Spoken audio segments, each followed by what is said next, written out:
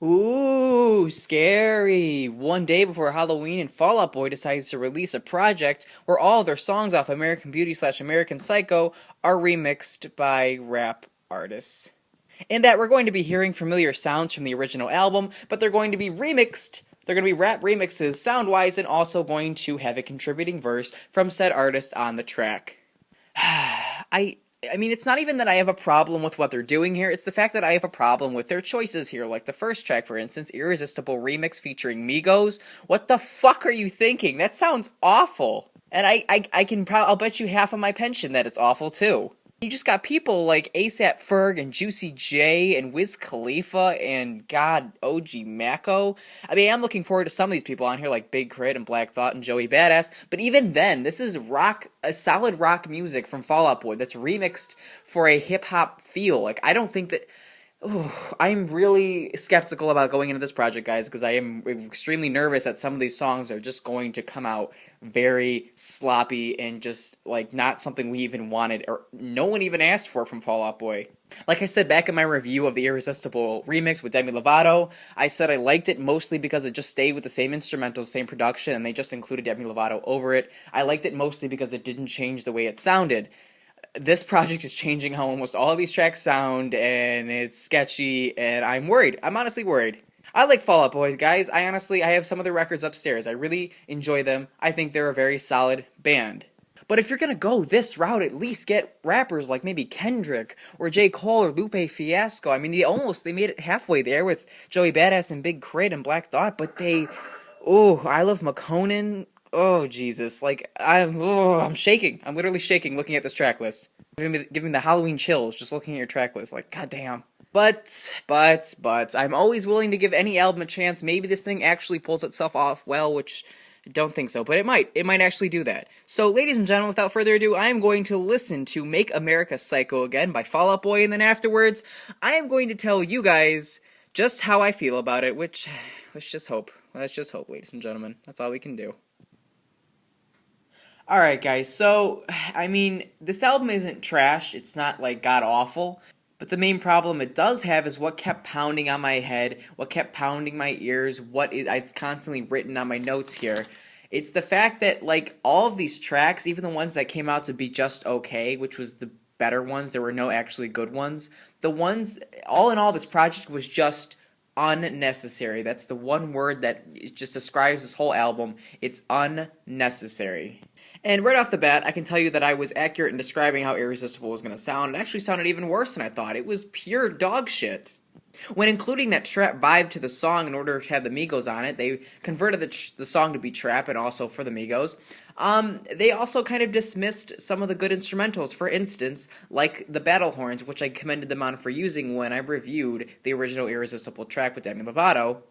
I really enjoyed how the horns added to the effect of how it was kind of like a battling relationship. The overall theme of the song, you should already know it by now.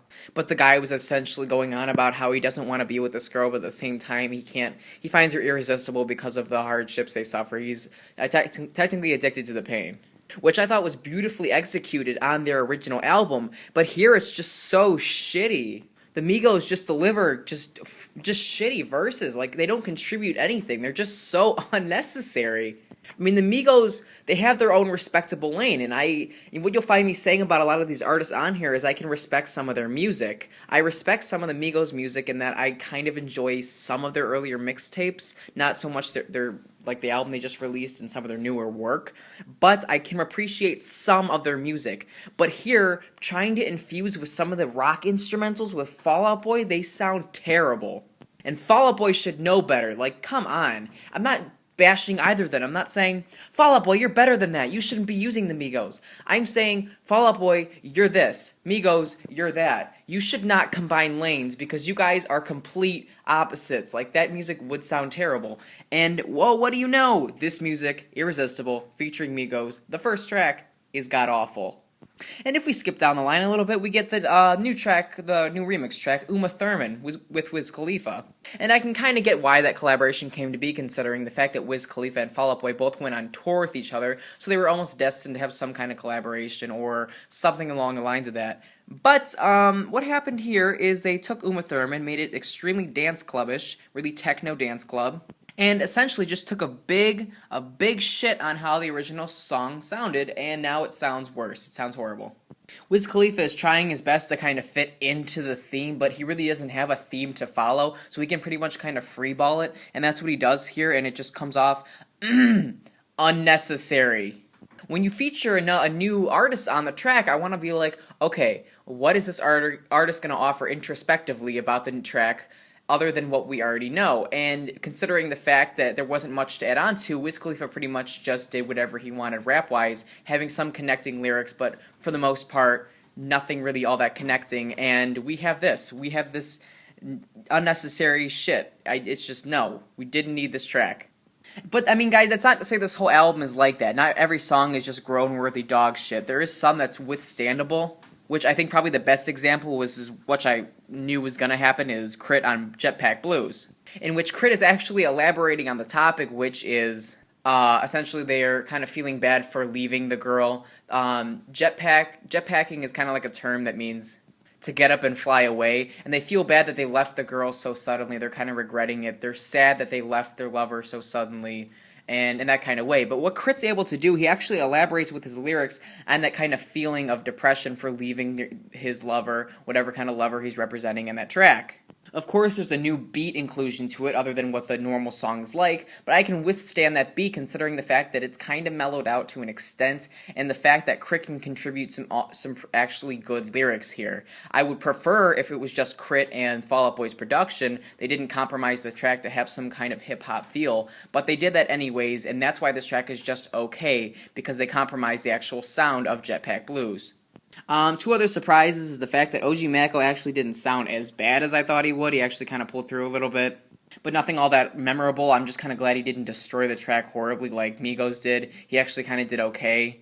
And then my second surprise was Joey Badass, because I thought he was going to do better than he actually did, and he actually kind of mellowed with the track, and in the bad way, because it was too mellow, it was almost a little dull. I didn't actually like his contribution all that much, although compared to other people on here, I can't say he did a better job, but I felt like he could do more.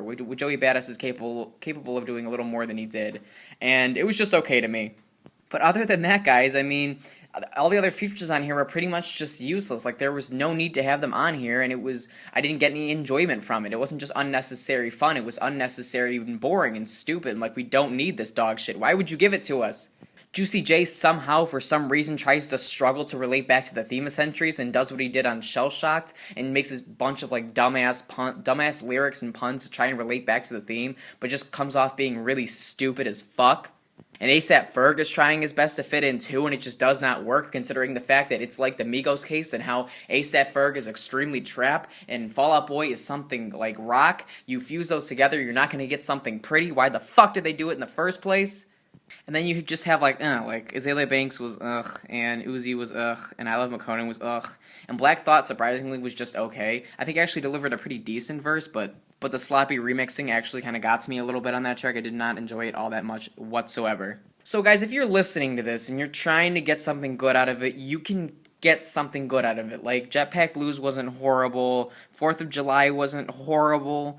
That's the thing, though. You're going to go through this album and kind of be like, okay, some of these songs weren't as bad as the other songs, but overall, none of these songs really crack anything all that inventive or good. None of these tracks actually hit me as, that was actually worth me listening to this whole album. No, this whole album was just me wasting my time trying to see if I can pick something good out of these dumbass remixes that were completely unnecessary for Fall Out Boy to do.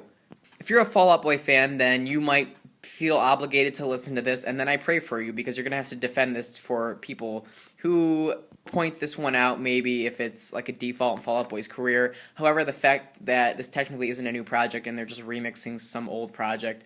So it's definitely a blemish, but not too bad of a blemish, because it was just an experiment gone wrong that wasn't a legitimate project, a next step in their career. And as for general music listeners who maybe like Fall Out Boy and they're in your catalog, don't listen to this, because it's useless, it's stupid, it's unnecessary. This album did not need to happen. It's generally just made to appeal to a larger audience and to get more album sales for Fall Out Boy. They wanted to kind of do something creative and new and get some more cash flow, and it really backfired. This album just sounds horrible to me. I mean, there are some spots you can be like, but overall this album just unnecessary, nothing I want to come back to. So I would not recommend this, and pretty much listen at your own risk, because, I mean, Irresistible might be Worst song I've heard this year. Holy shit. And that is all I got for you guys. If you would like to like or subscribe, that'd be awesome. I'd really appreciate it. And till next time, Soulless Reviews.